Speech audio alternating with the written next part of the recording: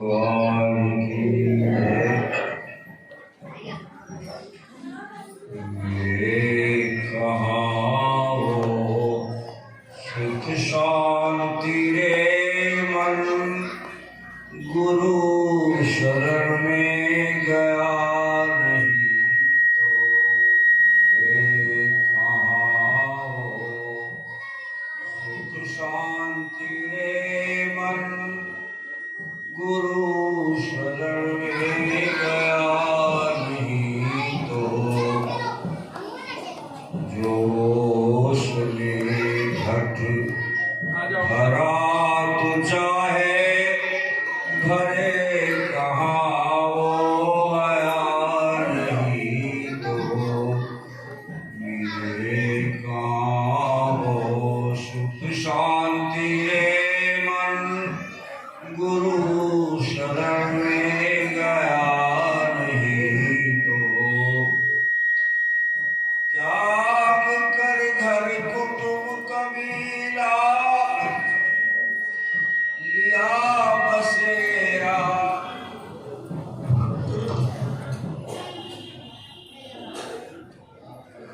मिले कहाँ वो सुख शांति रे मन, गुरु शरण में गया नहीं तो। जोश में घट भरा तो चाहे भरे कहाँ वो हया नहीं तो। त्याग कर घर कुटुंब कबीला, लिया बसेरा है वन में जाकर।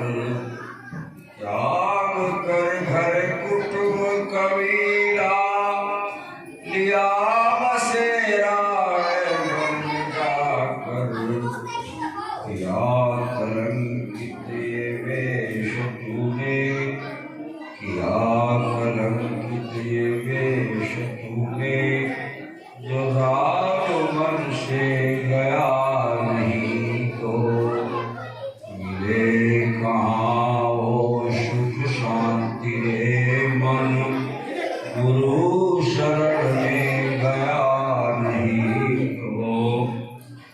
दुर्योग जप तप वो तीर्थ किया, दुर्योग जप तप वो तीर्थ किया।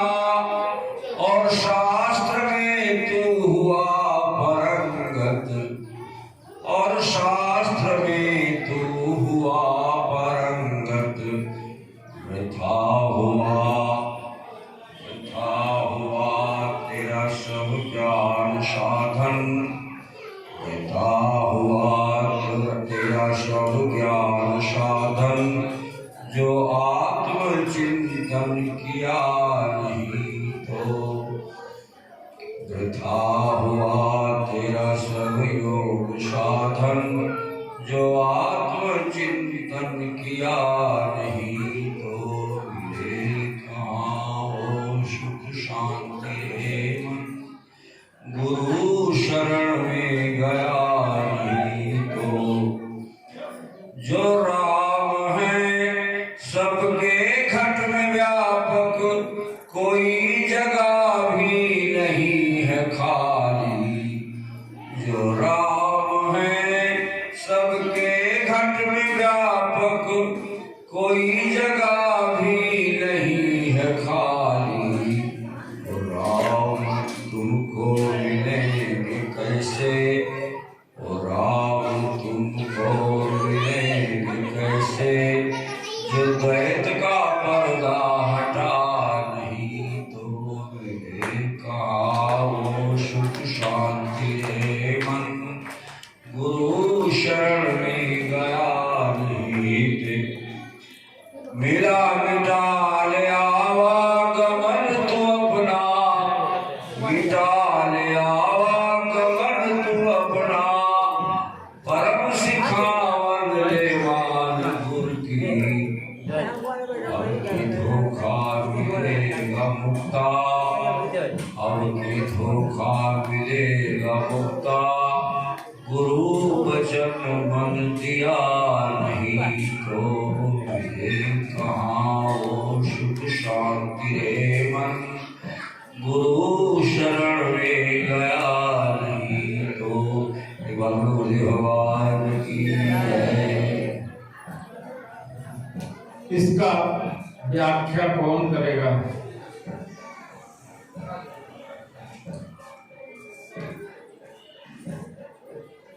इस भजन की व्याख्या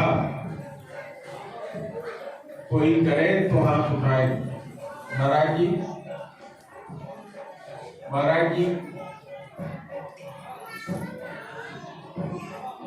यहाँ के सत्संग की यही परंपरा है कि कोई एक शिष्य एक भजन रख देता है, उसी भजन की व्याख्या होती है। क्योंकि भजन लोग करते हैं लेकिन उसका मतलब नहीं जानते हैं क्या बोला गया।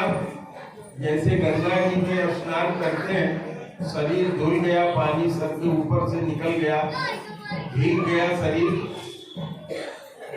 लेकिन अभी आपने जैसे चर्चा किया कि उससे काम बनता नहीं, तो पार्वती जी ने एक के बदले दो गंगा बताई। भगवान शंकर ने कहा कि पार्वती प्रसन्न न हो तुम्हारा स्थान 13वां है। तो इसमें कोई शर्म की बात नहीं है। आप लोग हाथ उठाइए और बताइए। ये भजन बोलेंगे, इनको भजन याद है, मैं समझता हूँ। ये भजन कठिन है, बहुत लोग नहीं करते इस भजन को, लेकिन जैसे पहली लाइन इनसे मैं कहवाऊंगा उस पर आप व्याख्या करिएगा, फिर दूसरी लाइन कहेंगे उस पर व्याख्या करिएगा। या भजन इसमें लिखा होगा किताब में, इनके डायरी में, तो सामने रखवा दूंगा मैं। कोई भी माता बहन, कोई पुरुष इसमें बैठा हुआ नहीं, तो मैं इन्हीं से अनुरोध करता हूं कि यही इसकी व्याख्या करें।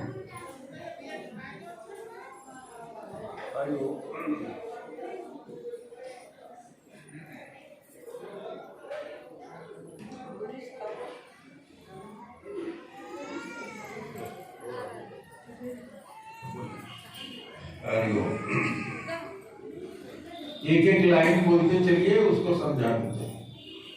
मैं इस भजन को गाता रहता हूँ।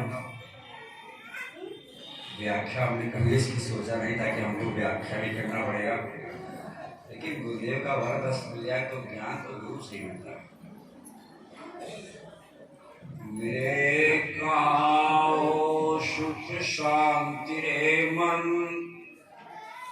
गुरु शरण में गया नहीं तो। मन सदैव सुख शांति की तलाश में रहता है, क्योंकि यह शरीर में बैठा हुआ चेतन जो है वो अमर सहज सुख राशि है, और यह आत्मा अपने सजातीय जो सच्चिदानंद परमात्मा है वह सुख की तलाश में व्याकुल रहता है। किंतु हमने सुख की परिभाषा ही बदल दी है और इंद्रियों के सुख को वास्तविक सुख मान करके उसी में रमण करने लगते हैं, बस उसी में फंस जाते हैं। बहुत सुंदर, ये बात समझ में आई। मैं रोक रहा हूँ इसलिए कि जो ये भाषा बोल रहे हैं वो भी बड़ी कठिन है। अब मैं अपनी माइक जो है चौहान जी के पास दूंगा कि जो इन्होंने बोला इसका मतलब क्या क्या समझा आपने। लो विदिशा जी माइक कर, माइक खींच लीजिए बस, बोलिए। जो शुक्ला जी ने समझाया है वो क्या समझ में आया ये बताना। कोई जरूरी नहीं है, जो समझे वही बताइए। सद्गुरु भगवान की जय।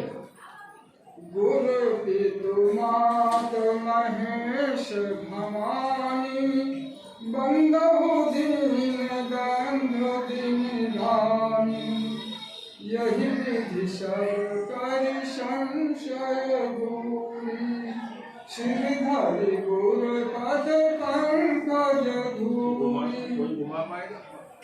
कैमरे को उनकी तरफ कर दो। महाराज जी ने कहा है सुख शांति तभी मिलती है जब सद्गुरु भगवान के चरण में जाया जाता है। तो हम लोग गुरु जी के शरण में आए हैं। हमारी इच्छा है कि आप लोगों को सब सर्वदा सुखी शांति का प्रदान है।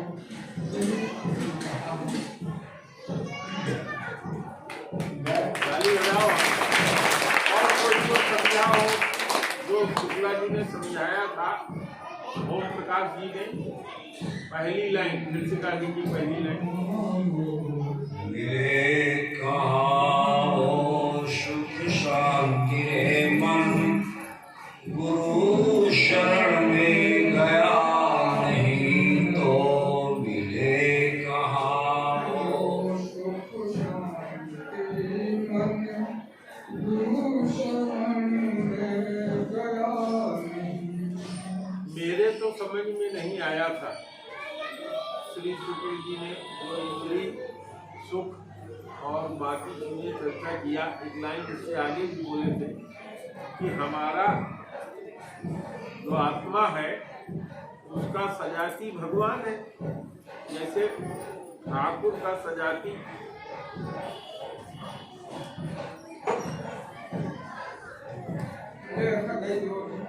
वही रहे तो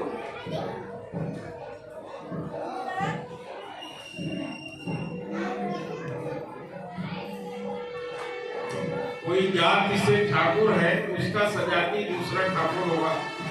कोई जात से बाभन है तो उसका सजाती बाभन होगा। तो ये आत्मा चेतन अमल सहज सुख राशि इन्होंने कहा। चेतन का मतलब होता है कि चैतन्य है, हर चीज के बारे में जानता समझता है। मल का मतलब इसमें कोई मैल नहीं है। सुख राशि का मतलब सुख ही सुख इसमें भरा है, दुख नाम की कोई चीज नहीं है। इन्होंने कहा अपने सजाती को खोजता है। तो ये तीन उपाधि चेतन अमल सहज सुख राशि भगवान के लिए भी है, उन्हीं के लिए है, उन्हीं से हम उत्पन्न हुए। तो सजाती इसका हुआ भगवान। तो ये जो आत्मा अपने अंदर है ये अपने सजाती से ही सुख पाएगा। क्यों? क्योंकि अगर शादी आपको करनी है ठाकुर साहब को, ठाकुर साहब के घर में ही करेंगे। अगर शादी किसी अन्य घर में हो गई, हो सकता है कि कोई और बिरादर हो, तो सुख मिलेगा? नहीं मिलेगा।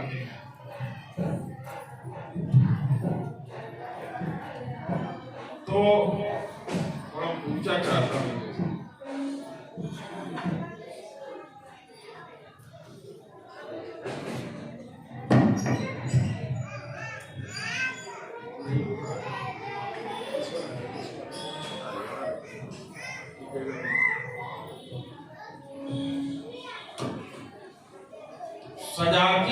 सजाती से ही सुख मिलता है। जैसे प्यास लगी है तो प्यास क्यों लगी है? क्योंकि पानी की कमी हो गई है। जब इसका सजाती सगोत्री पानी बाहर से इसके अंदर जाता है तो क्या महसूस करता है? तृप्त महसूस करता है। इसी तरीके से जो ये हमारी आत्मा है ये छोटा सा अणु है, चिंगारी है, और आया किससे है? विभू से, उस परमात्मा से। तो ये सुख महसूस करेगा जब उस परमात्मा से मिलेगा, क्योंकि सजाती है। जैसे प्यास लगी, पानी की कमी है, पानी आपने पिया, प्यास बुझ गई, आनंद आ जाता है ना? उसी तरीके से ये चैतन्य आत्मा जो चेतन है, अमल है, सुख की राशि है, ये जब अपने सजाती परमात्मा से मिलेगी तो उसी तभी इसकी प्यास बुझेगी। मैं अनुरोध करूंगा, फिर से लाइन पढ़िए। मिले कहाँ वो सुख शांति रे मन गुरु शरण में गया नहीं तो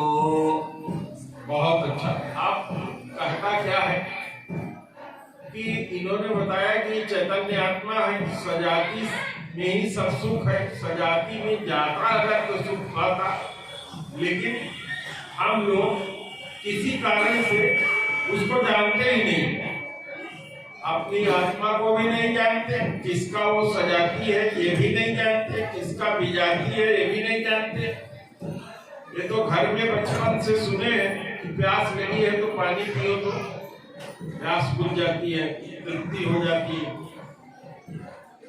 तो इसको बताने वाला कौन होता है? गुरु होता है कि जो सुख तुम चाह रहे हो वो सुख तुमको गुरु के पास जाने से मिलेगा, क्योंकि गुरु जो होता है वो अंधेरे से उजाले की तरफ ले जाता है।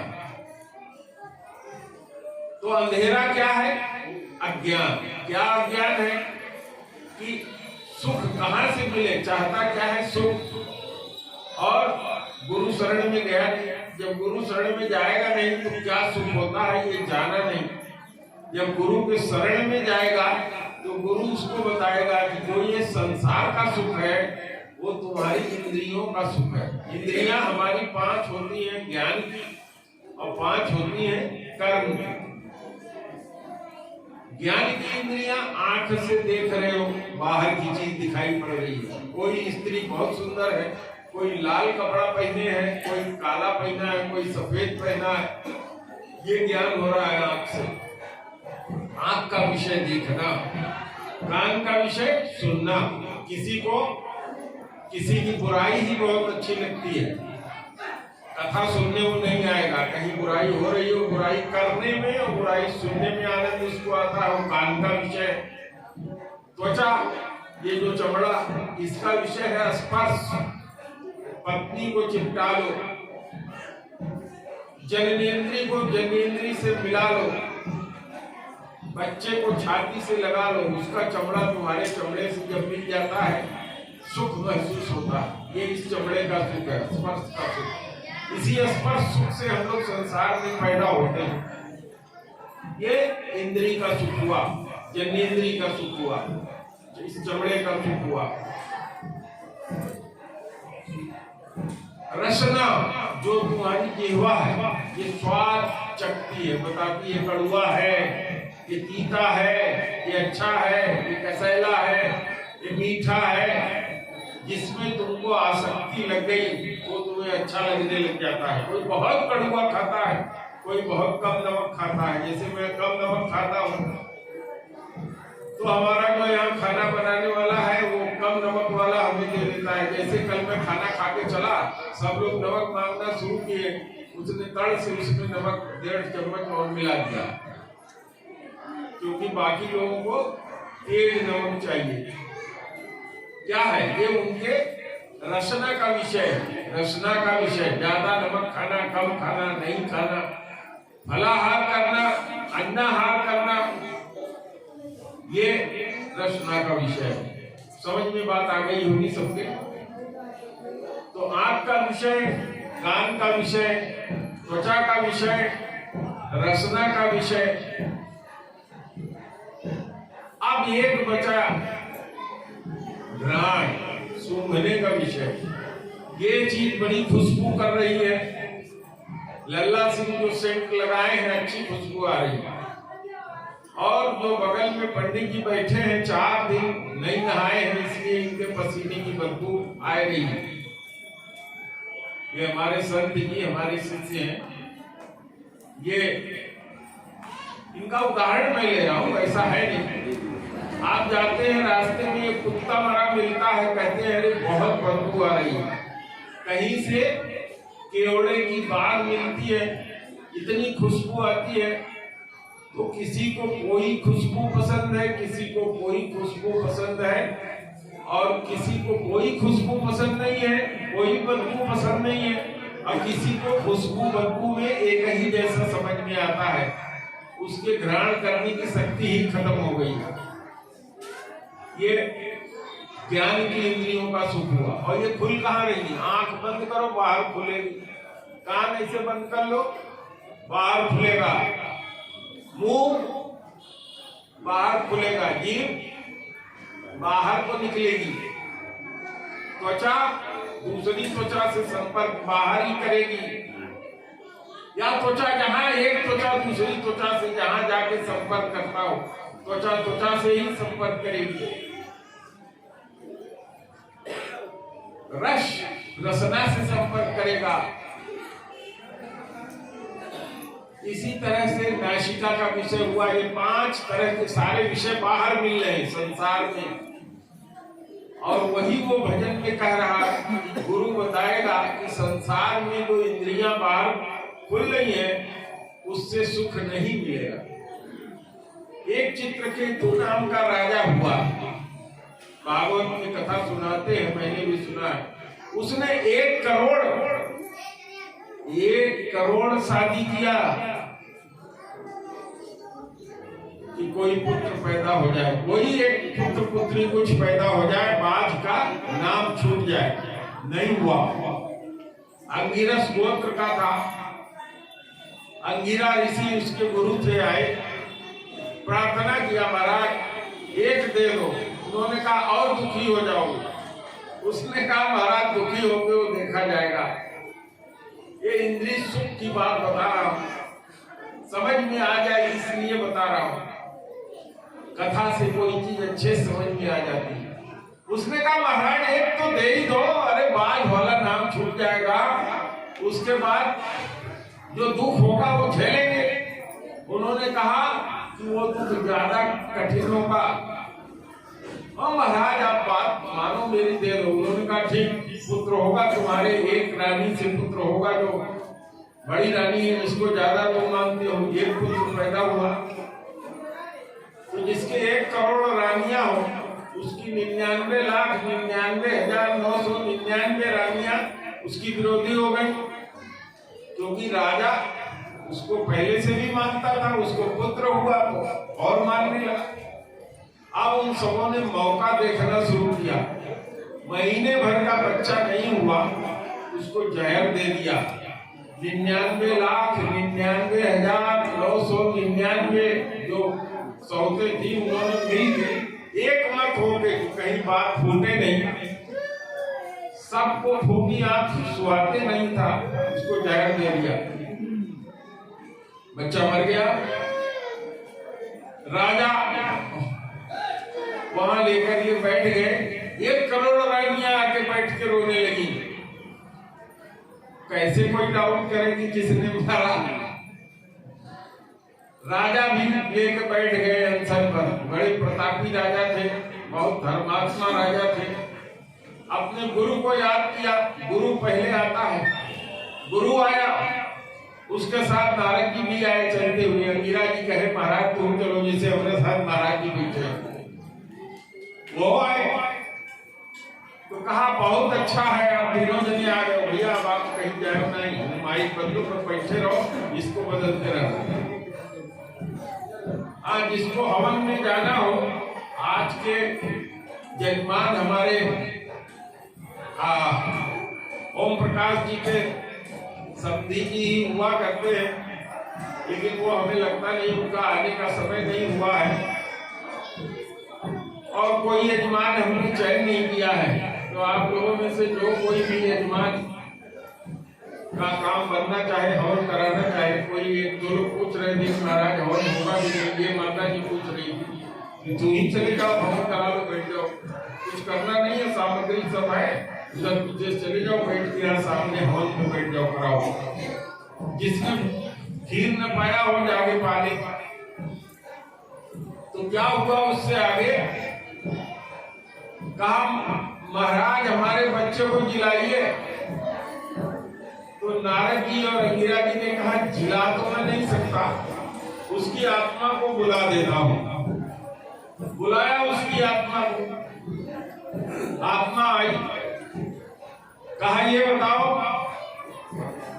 बाप ने देखा चित्रकेतु ने, तो कहा मेरे बेटे। उसने कहा चुप रहो, करोड़ों बार मैं तेरा बेटा हो चुका हूं, तुम मेरे बेटे हो चुके हो, बात नहीं करना है। मैं तेरा बेटा नहीं, तेरा बेटा वही है जो मरा तेरे सामने पड़ा है, जिसको लेके तू बैठा है, धोखा नहीं, प्रवाह नहीं किया, वही तेरा बेटा है। तेरे शरीर से वही पैदा हुआ है। मैं तो अंदर का रहने वाला आत्मा हूँ, न मैं मरता हूँ न पैदा होता हूँ। भैया ये दक्षिणा नहीं चाहिए, जरा 5-10 मिनट रोक लो मेरे प्यारे, कैमरे पे असर पड़ता है। उसने कहा कि मैं आत्मा हूं, तुम्हें अभी चित्रकेतु पता नहीं है, तुम भी आत्मा हो। मैं न तुम्हारा बाप, न तुम मेरे बेटे, न तुम मेरे बाप न मैं तेरा बेटा, शांत हो जाओ। तो उसने कहा अच्छा बच्चा एक बात बता दो। गुरु ने मना किया कि ये मत पूछो, जान गए थे क्या पूछने वाला है। तो उसने कहा चित्रकेतु ने ये बताओ तो उसको जहर किसने दिया। तो कहा किस किस को बताऊं, सारे आदमी यहाँ बैठे हैं, एक आदमी बड़ी रानी को छोड़ के जिसने जन्म दिया उसको छोड़ के सारे रो रहे हैं, बैठे हैं यहाँ कार्तिक। राजा को बैराग उत्पन्न हो गया। 2 तरह का बैराग, 3 तरह का संत लोग बताते हैं, हमारे व्यास जी ने गद्दी से बताया था। बैराग अभी इसमें आएगा। बैराग का मतलब होता है जिस चीज से प्रेम हो उसी से घृणा हो जाना। पहले प्रेम क्या था, लड़का पाने का प्रेम था, लड़के से सुख मिलेगा इसका प्रेम था, इसमें सुख था। जब लड़के ने आकर के बताया तो लगा कि ये तो सब सारा बेकार है, जो लड़का मैंने मांगा, जो गुरुजी ने कहा था वही बात सही थी, ये तो लेके मैं और दुखी हो गया, तो ये सारा संसार ही बेकार है। फिर अपने गुरु से कहा कि महाराज अब असली सुख का रास्ता बताओ, जो भजन इन्होंने किया है उसमें। तो उनके गुरु अंगिरस ने कहा कि तुम भगवान के, विष्णु के 4 रूप हैं, जो उनका शेष नाग रूप है उसकी तुम उपासना करो। तो गुरु से पता चल गया किसकी उपासना करना चाहिए। उसने भगवान के शेष नाग रूप की उपासना किया, भगवान प्रसन्न हुए और उसको चित्रकेतु को जो कुछ उसको सुख चाहिए था भगवान से मिलने का, वो सुख भगवान प्रकट हुए, भगवान से मिलने पर सारा सुख प्राप्त हो गया। तो मैं समझता हूँ पहली लाइन फिर से पढ़े मेरे शिष्य ओम प्रकाश जी, पढ़िए। सुख शांति रे मन, गुरु शरण में गया नहीं तो। समझ में आ गया सबके? अगर कहीं कुछ बाकी हो तो हाथ उठाओ।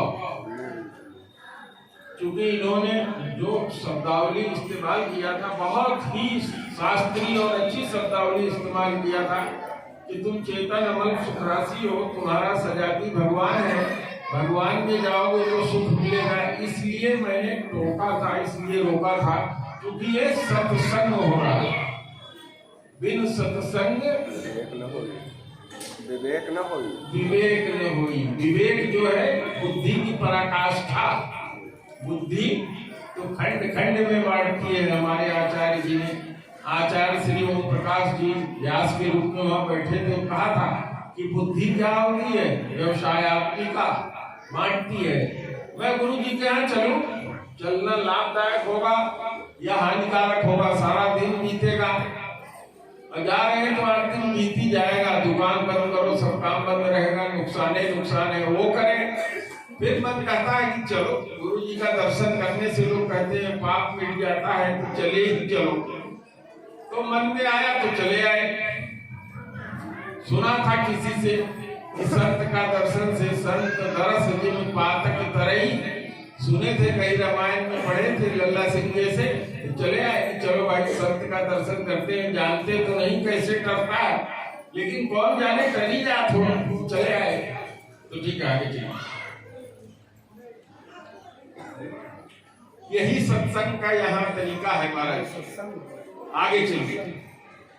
जो ओश में घट भरा तू चाहे भरे कहाँ वो हया नहीं तो। हया, हया माने जानते हैं क्या है? कहते हैं अरे लाज हया। हेलो माइक का नहीं बाबू, पानी, हया शब्द जो है पानी को कहते हैं। पढ़िए। जो कोश में घट भरा तू चाहे भरे का वो है नहीं। यहाँ है मतलब कि है ही नहीं। ये यहाँ मतलब इसको बंदी बढ़ाने के लिए शब्द जोड़ दिया गया कि जब कोश में अपना घड़ा भरने के लिए प्रयास करोगे तो भरेगा कैसे? जी ओर से कहीं घड़ा बढ़ेगा। जहाँ जहाँ सुख की तलाश करते हो वहाँ सुख है ही नहीं, और जहाँ सुख है गुरु आश्रम में वहाँ आप जाते नहीं। तो जब गुरु शरण में नहीं जाओगे तो सुख मिलेगा कैसे? सुख की तलाश संसार में करते हो, और संसार क्या है? दुख आ रहे शाश्वतम, लेकिन इदम प्राप्य भजस्व मां।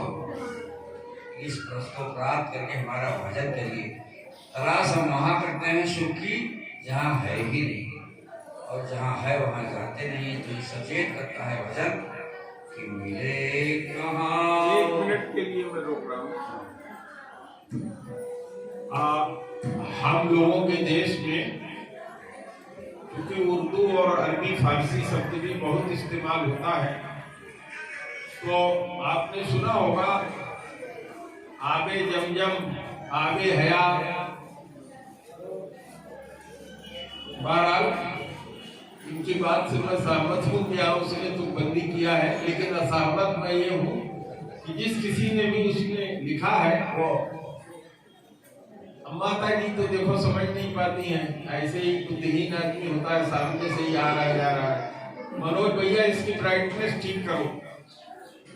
तो उसने जरूर हया जो है मेरी समझ से इसीलिए लिखा होगा, लेकिन ये कहना है कि मैं माने ले रहा हूँ। जी आगे। त्याग कर घर कुटुंब कबीला, लिया बसेरा है वन में जाकर। क्या कलंकित ये वेश तूने जो राग मन से गया नहीं तो।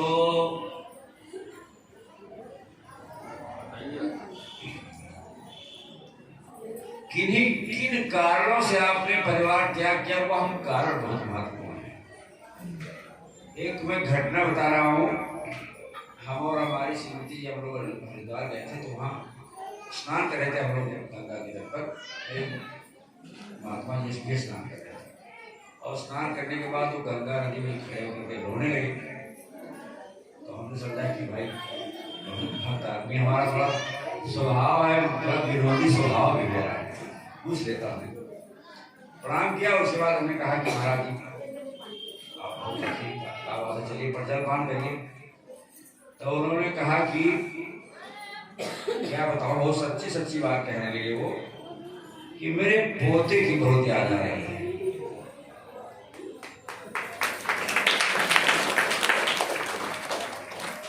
और एक बार मैं शांत में हरिद्वार में गया था, शांत में तो वहाँ एक जनक भवन है, एक वृद्ध वहाँ थे। वो उनकी पत्नी अभी 2-1 दिन पहले 85 साल के व्याकुल थे। उनकी व्यथा देखा हमने, व्याकुलाहट।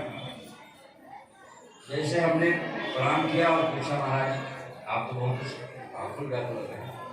अरे बहुत तेज से रोने लगे। यही उनका पेटी कोट रखा है, ये उनके कपड़े रखे हैं, यह उनका सामान है। कभी हमारा उनका कोई झगड़ा नहीं हुआ, पीले वर्षा हो गए थे। तो परिवार का त्याग किया है, वैराग्य हो गया है, अथवा किन्हीं कारणों से वह कारण विद्यमान है। नारद जी की तरह के खड़े हैं तो भगवान के सामने, लेकिन हृदय में वही विष्णुमोहिनी है। तो अगर राग नहीं गया, इन विषयों से राग नहीं हुआ, खत्म नहीं हुआ, विषयों से वैराग्य नहीं हुआ और अंदर राग बना हुआ है, तो इस तरह से समाज में अनेकों उदाहरण हैं। इस वेश विन्यास में रहते हुए लोगों ने इस राग की वजह से पतन की ओर चले गए हैं, और स्वयं को तो प्रभावित किया ही, साथ ही साथ पूरे समाज को एक बार कलंकित कर दिया है। जी आगे चलिए। जो राग आप लोगों को समझ में आ गया जो ओम प्रकाश जी ने अर्थ बताया। लाइन पढ़ दीजिए फिर से, जिसका अर्थ आपने बताया है उसको पढ़ दीजिए। त्याग घर कुटुंब कबीला, लिया बसेरा है वन में जाकर। घर को पर क्या कर दिया, खाली लाइन पढ़िए। क्या कलंकित ये वेश तूने, जो राग मन से गया नहीं तो। इसका अर्थ बताया अभी श्री ओम प्रकाश जी ने, तो अर्थ बिल्कुल सही सुंदर है, अच्छी व्याख्या है। फिर भी अगर किसी को समझ में न आया हो तो वही मैं जानना चाह रहा हूँ कि जिसके समझ में न आया हो, क्योंकि आप सत्संग कर रहे हैं तो एक एक चीज का अर्थ आपको व्याप्त हो जाना चाहिए, जानकारी आ जानी चाहिए। तो जैसे इन्होंने राग शब्द कहा कि राग अगर नहीं गया, उसका उदाहरण भी बहुत अच्छे ढंग से समझाया। उसके बाद भी अगर समझ में नहीं आया है किसी माता भाई बहन को, तो हाथ उठाइए, क्या समझ में नहीं आया उसको फिर से चर्चा कराए हम इनसे। सबके समझ में आ गया। हम लोगों में आदत होती है कि मामला आगे बढ़े, हम डरते हैं कि कहीं ये कथा कहते हुए बहुत अच्छी बात इन्होंने कहा कि हम आत्महत्या रोज करते हैं, लेकिन जो मरते हैं वो तो शरीर हत्या करते हैं। तो इनकी ये बात मैंने गठिया करके रख लिया। आत्मा हन कर, रामायण उसमें लिखा हुआ है गीता में। तो आत्मा हन जो है उसकी व्याख्या इन्होंने वहां कर दिया था, आत्मा का हरण। मन में है कि हम बोले, हिम्मत नहीं हो रही है, कहीं गुरु जी ने कुछ पूछ दिया, कहीं हम गलत बोल गए जो हमारे समझ में आया है। तो यहाँ ऐसा कुछ नहीं है, किसी की इसमें हेठी नहीं होनी है। हेठी का मतलब जो मैं समझता हूँ कि क्या होता है हेठी मतलब, हाँ ये बता रही है बेइज्जती, और मैं समझता हूँ कि इज्जत बढ़ना। पता नहीं क्या अर्थ होता है, जो कुछ होता है बोला जाता है, आप लोग जानो। जिनके समझ में न आया हो या कुछ कहा चाहत हो, अनु सिंह भैया लोग बोला नहीं चाहते, हम तो हर तरफ इशारा करते कि अगर तू कहियो कि हाँ समझ गए तो हम समझे थे कि ज्यादा लोग समझ गए, समझ गए, बहुत सुंदर। तो अब लोग अपनी आत्मा का अगर हनन करें तो इसमें हमारा इनका किसी का दोष नहीं है। अगर समझ में नहीं आ रहा है, उसके बाद भी यहाँ सत्संग में आए हैं, चुप पे बैठे हैं, तो ठीक है, आगे बढ़िए। जोग जप तप तीर्थ कीना, और शास्त्र में तू हुआ पारंगत।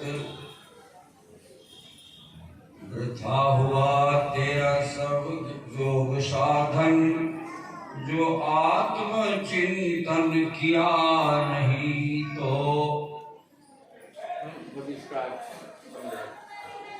देखिए योग तमाम साधन हैं, तमाम साधनों को हम करते हैं, विद्या अध्ययन करते हैं, तीर्थों को जाते हैं, शास्त्रों को पढ़ते हैं।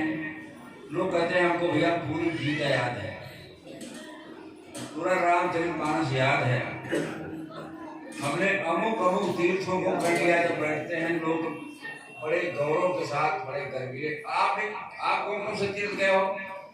तो कहेंगे हम तो ये ना जाए पाए बद्रीनाथ। हम तो बद्रीनाथ सन 85 में चले गए, तो उसके बाद रामेश्वरम चले गए। उसके बाद में ये जो भगवान शिव के जो सारे हैं, इसको हमने विग्रह को देख लिया, अब हमें कोई बात नहीं है। और भंडारा हमने किया तो 1000 आदमी खिलाए थे। और हम सुबह पढ़ते हैं रामचरितमानस, एक अध्याय गीता की, हमारे अंदर दोष है, ये मैं अपना दोष बताता हूँ, क्योंकि गुरु के सामने दोष प्रकट करने में तो हम तैयार हैं। हम एक अध्याय गीता रोज पढ़ते हैं, हम वहां रोज जाते हैं, ये करते हैं, वो करते हैं, दुनिया भर की बातें। यह एक तरीके से बोझ है। विद्या और विद्या दोनों चीजें हैं, एक तरीके से बोझ है। और सबसे बड़ा अगर कोई अहंकार है तो वो विद्या का, ज्ञान का अहंकार सबसे खतरनाक है कि मैं ज्ञानी हूँ। अब इतने से संतोष नहीं होता है, संतोष तब होता है जब हम लोग सिर्फ अज्ञानी को हम सिद्ध करते हैं कि ये अज्ञानी है, तब जाकर के आत्मा को चुनते हैं।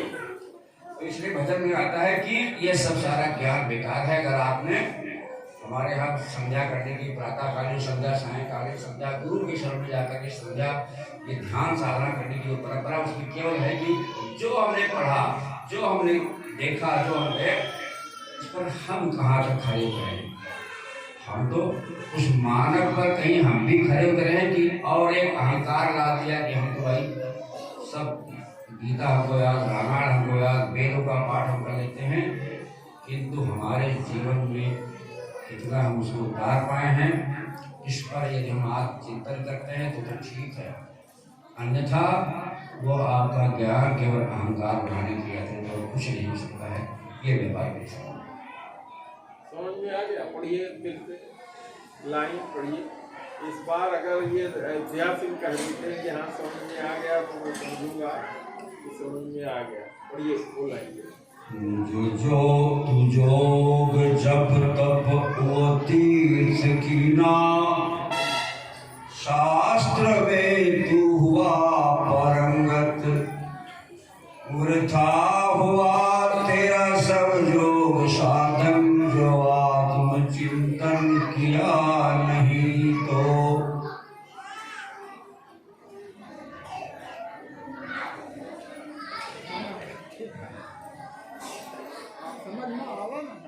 अरे मैकिया नीचे कह दो, सामने बंद करो।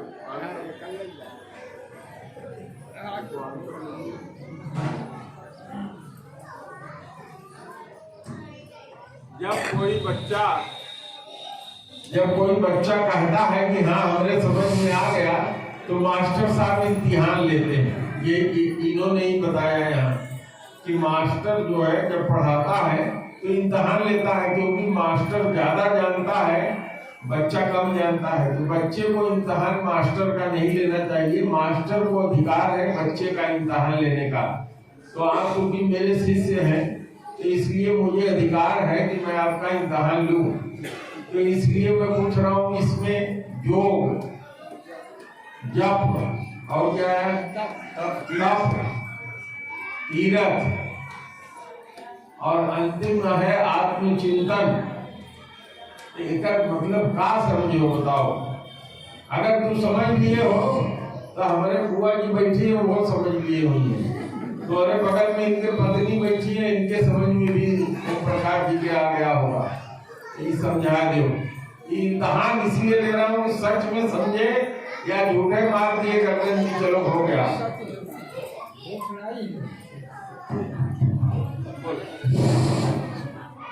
योग जप तप अनेक साधन समस्या सब हल कर दो, लेकिन आत्मचिंतन नहीं किया तो बेकार नहीं है। बताओ भाई, प्रेमा शुक्ला ले जाओ।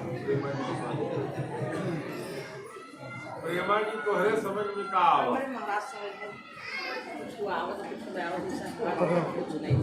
जय नहीं दे। वो तो अपनी बात कर चुके हैं, हम उसके बाद वो पेपर लिख लिए। पेपर लिखने के बाद दोबारा क्वेश्चन मिलता है साल भर बाद। एक बार पास फेल हो गया तो साल भर बाद फिर अच्छा चलता है। तब कहीं की हम इम्तिहान में नहीं दे। चलो और कोई ये मनोज लेते आप जो पकड़ा दो वो बताओ। जो बोले अथवा बताए हैं, 4 शब्द है। योग और का है, योग, शास्त्रों का अध्ययन, शास्त्रों का अध्ययन, योग, जप, तीर्थ। 4 शब्द पढ़ दीजिए। योग जप तप वो तीर्थ कीना, शास्त्र में तू हुआ परंगत। योग जप तप कई शब्द आए हैं, हमके सब भूल जाए। आपके शरण में गए हुए हमारा परिणाम मान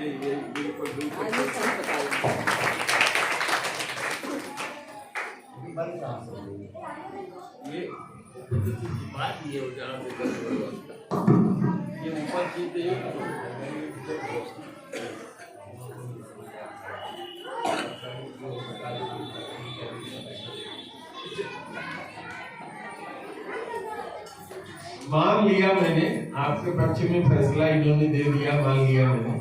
चला जाएगा, खोला जाए थोड़ा सा नहीं, खोला जाए फिर से ये बात हो जाए। योग माने क्या समझते हैं आप? जैसे एक आदमी योगी है। एक दिन हम गए थे चौहान जी के घरे, तो बुआ जी यहाँ बैठी है कि नहीं बैठी है, हमने बगले में बैठी है। कहीं कि महाराज एक तो योगी आया था, सरंगी देत रहा था, रे रे रे रे। उसके बाद इनसे कहा कि गेहूं उस समय पैदा हुआ था, गेहूं और गुड़ मिला के एक प्रथा आप लोग यहाँ चलाते हैं, हनुमान जी को चढ़ाने वाला, गुड़ धनिया बोलते हैं। तो गुड़ धनिया हमको करना है। तो कहा कि हमको गेहूं दे दो, गुड़ दे दो अम्मा, अब भुजावे के लिए पैसा दे दो। तो वो जोगी हुआ या कोई और जोगी होता है, क्या मतलब होता है मेरे तो समझ में नहीं आया। मतलब शंकर जी बैठे हैं, इसीलिए पार्वती बनती मैं पूछ रहा हूँ महाराज ये तो समझे नहीं, आगे बढ़ जाए। अगली लाइन, जो पिछली लाइनें नहीं समझ में आई तो अगली लाइन क्या समझे? योग जप। आज तक तो हम समझते थे कि जप ही तप है, यहाँ आया जप और तप। योग आगे क्या है? जप, तप, तीर्थ और शास्त्रों का अध्ययन। और उसके बाद कहा उसमें पारंगत, और लास्ट में कहा आत्मचिंतन। तो हमें इनको नहीं समझ में आवा, तो भैया हमें समझाओ। तू लोग बताओ जो इनके यहाँ आया था जोगिया मांगे बदे, वही जोग वही है, जोगी वही है? योग का मतलब यही है या कुछ और है? तप और जप में क्या अंतर है? कौन बताएगा? तप कैसे करते हैं, जप कैसे करते हैं? जप से तप होता है कि तप में जप होता है? भगवान जाने, हमें तो समझ में नहीं आता। तीर्थ का होता है, तीर्थ माने हमने सुना है पानी, तीर्थ में वही पानी, कबीर साहब लिखे हैं। पंडा के मूर्त हुई बैठी, तीर्थ में वही पानी। तो वही तीर्थ पानी, तो पानी यहाँ भी उपलब्ध है गिलास में। वही हम पानी मांगे, प्यासे थे, मनोज लाके दे दिए। तो योग जप शास्त्र अध्ययन तीर्थ अवतार आत्मचिंतन। आत्मचिंतन उसके बाद है। अगर ये सब करते भी रहे, आत्मचिंतन न किया तो सब बेकार है।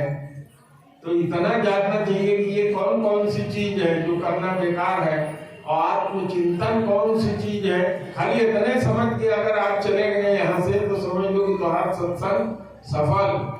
पूरे भजन का अर्थ तो समझ पाना बहुत कठिन है। जीवन बीत जाएगा, कई जीवन बीत जाएगा। हमारी बात से हो सकता है वो प्रकार की आप सारे लोग सहमत ना हो, लेकिन मैं समझता हूँ योग के लिए एक जीवन कम है। एक जीवन योग के समझने के लिए कम है।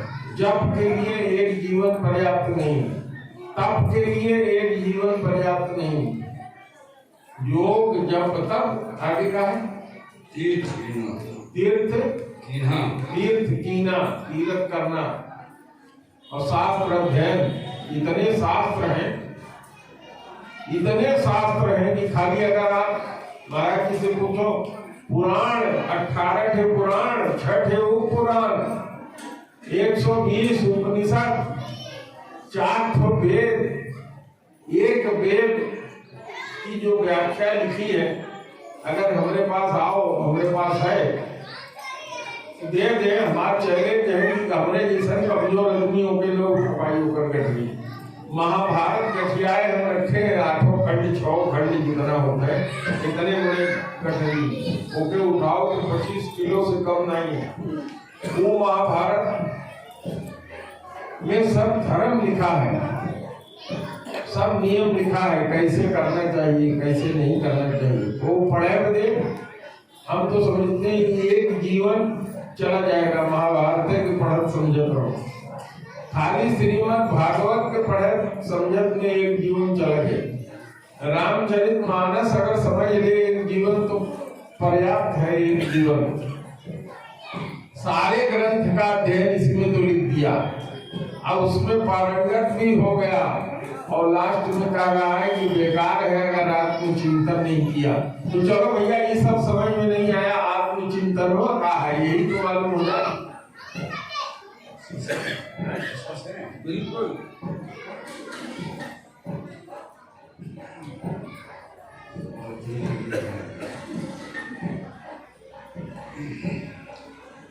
आत्मचिंतन तो सब लोग करते हैं।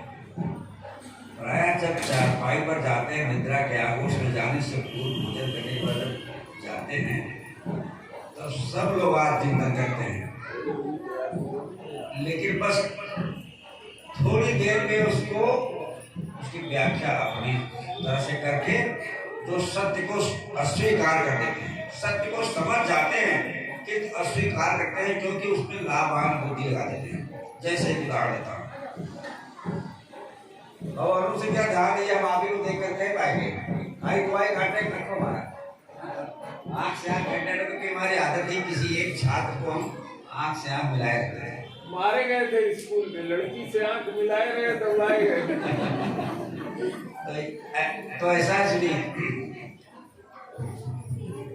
रावण शूर्पणखा ने जब अपने नाक कान कटने का संदेश दिया रावण को तो उसको समझा करके उन्हें भेज दिया, किंतु शाम को जब बिस्तर पर गया तो विचार किया, भवन गयो 10 कंदर नींद परे नहरा।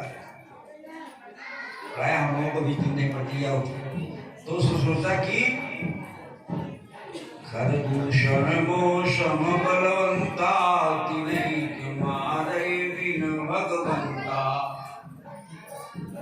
लेकिन उसने कहा कि यह बात बिल्कुल पक्की रही, भगवान ने अवतार ले लिया, लेकिन उसने संशय पैदा कर लिया कि मैं उसी टेस्टिंग करूंगा भगवान को। जो मुनि रंजन भंजन मही भारा जो रघुवंश लीन अवतारा। पूरी तरह से पक्का नहीं किया उसने कि भगवान आ ही गए। जब मंदोदरी ने अपने रावण को उपदेश दिया तो उसने पक्का बता दिया कि भगवान है ये। एक पुरुष सूत्र की व्याख्या ही करती है कि ये ऐसे राम है, ये वही राम है जो पद पाताल शीश अरिधामा अखिल लोक अंग विश्रामा।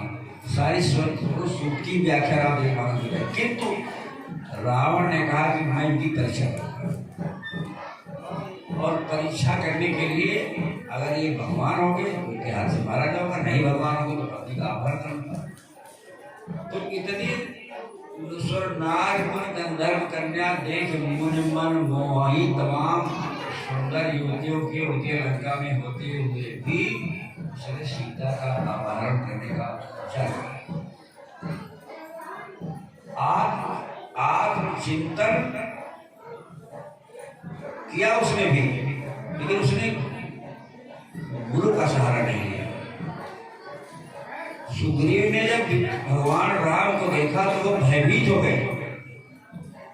यद्यप भगवान बड़े रूप उनका रावण बड़ा सुंदर है, लेकिन उनके बाल का भय जो व्याप्त था तो उस भय से व्याप्त तो भयभीत ही हो गए। लेकिन उन्होंने एक काम किया, उन्होंने अपने गुरु अपने हनुमान जी के आंखों से दर्शन करने के लिए कहा कि जाओ हनुमान जी आप बताओ। सुग्रीव में सभी दोस्त थे, लेकिन एक बहुत बड़ा सदगुण था कि उन्होंने हनुमान जी का साथ कभी नहीं छोड़ा। और रावण के पास भी एक विकल्प था कि उनके गुरु भगवान भोलेनाथ को जाकर के उनसे सलाह ले लेते। लेकिन रावण ने सोचा कि अगर हमने इतनी बड़ी कृपा ही करके काम किया कि भगवान को अपना शंकर जी को अपना गुरु बना लिया, और जब हम कैलाश सहित पार्वती सहित को उठा सकता हूँ तो हमसे बड़े श्रेष्ठ नहीं है। उसने सलाह गुरु शरण में नहीं गया, और सुग्रीव गुरु शरण में गए तो जब उन्होंने हनुमान जी के आंखें से बाण को देखा और रावण ने आग चिंतन तो किया कि गुरु शरण में नहीं गया, और परिणाम क्या हुआ, वो परीक्षा देने लगा, टेस्टिंग करने लगा। भौतिक वैज्ञानिक था, उसने कहा कि देखिए कौन है, और फिर बारिश के माध्यम से हो गया कि जब सोने के हिरण बड़े दौड़ रहे हैं तो ये कैसे त्यागी है, नहीं तो पिता के द्वारा निष्कासित कर दिया गया। ये मेरे मतलब है आज चिंतन के लिए। अगर आप बहुत सुंदर आवाज की ये सत्संग सभा यही समाप्त की जाती है। मेरे समझ से पूरा भजन नहीं हो पाएगा पूरी लाइन, इतना जिसने समझ लिया समझ लो सारा वेद पुराण आत्मचिंतन अगर आप करते हैं तो आपकी बुराई नहीं होगी, आप गलत रास्ते नहीं जाओगे। तो यही समाप्त कर देना। बस एक करेंगे, बस पढ़ दी दोबारा फिर से सुनो। अब व्याख्या के कुछ नहीं, लेकिन एक लाइन ना पढ़े मानी नहीं। जो राम है सबके घट में व्यापक, कोई जगह भी नहीं है खाली। तो राम तुमको मिलेंगे कैसे जो द्वैत का पर्दा हटा नहीं। तो अंतिम लाइन बहुत इंपॉर्टेंट है कि मिला मिला लो आवागमन तू अपना, ये भाव बंदो भाव सागर परम सिखावन लो मान गुरु की। अगर ऐसा नहीं किया तो अब के धोखा मिलेगा मुक्ता, गुरु वचन मन दिया नहीं। तो गुरुमुख के उपदेश का पालन अगर नहीं किया, धोखा इस बार भी शरीर को प्राप्त होने के बाद खा जाएंगे। इसलिए हम लोग समर्पण भाव से गुरु की शरण में जाएं, क्योंकि वहीं से सुख और शांति मिलेगी। सबको के साथ गुरुदेव को बात करना।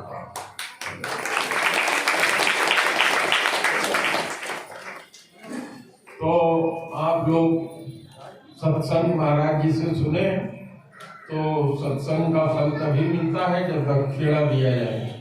तो जो लोग सत्संग सुने हैं, दक्षिणा ज्यादा या कम महत्व नहीं रखता, कुछ न कुछ आपको दक्षिणा देना चाहिए।